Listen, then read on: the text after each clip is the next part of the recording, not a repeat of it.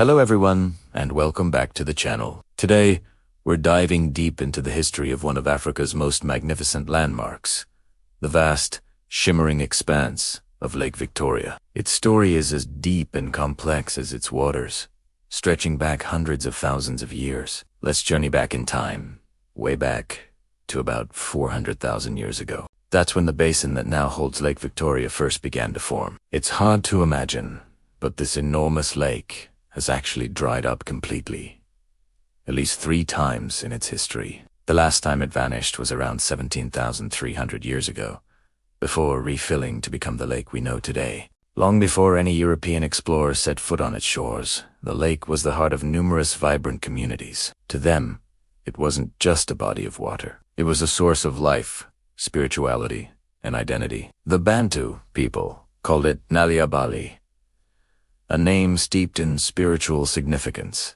For the Keru people, it was Ukerewe, and to the Luo, it was Nalubaale. Each name tells a story of a deep, enduring connection between the people and the lake. Then, in 1858, the narrative took a dramatic turn. British explorer John Hanning Speke, on a quest to find the source of the legendary Nile River, became the first European to sight the lake. In a moment that would reshape the region's history, he named it Lake Victoria, in honor of the reigning Queen of England. It wasn't until later that his claim was verified by another famous explorer, Henry Morton Stanley, who circumnavigated the lake and confirmed that the Nile did indeed flow out from it at a spot called Ripon Falls.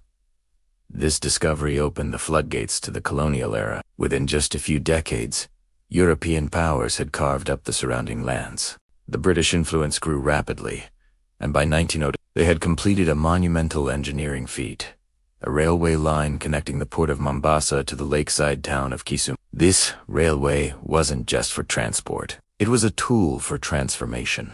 It opened up the region, but also led to widespread deforestation as land was cleared for cash crops, like cotton, coffee, and tea, forever altering the landscape. The changes weren't limited to the land. The British also introduced new fishing technologies, most notably the flax-gill net. These nets were far more efficient than the traditional fishing methods used by local communities. While this dramatically increased the fish catch, it also marked the beginning of a shift in the lake's delicate ecological balance, setting the stage for challenges to come. As we move into the modern era, the 20th century brought even more profound changes. In 1954, the Owen Falls Dam was completed in Uganda, primarily to generate hydroelectric power and control the lake's outflow into the Nile. Decades later, in 1999, the Kira Dam was added nearby to boost power generation even further. These dams fundamentally altered the natural flow of the lake, tethering it to the growing energy needs of the region. The late 20th century also saw the rise of industrial fishing. Large-scale fish processing plants sprang up along the shores,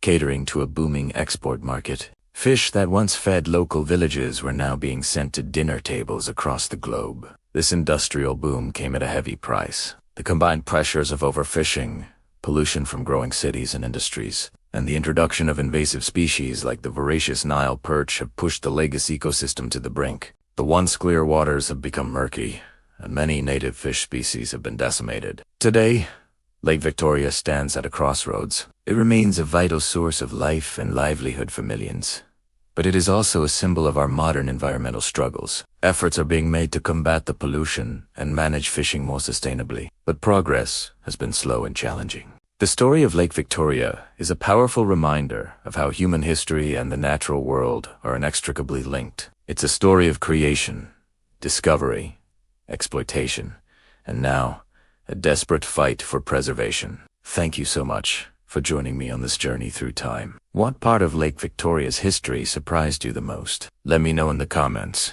below. And if you enjoyed this deep dive, don't forget to like this video, subscribe to the channel, and hit that notification bell so you won't miss our next adventure. See you next time.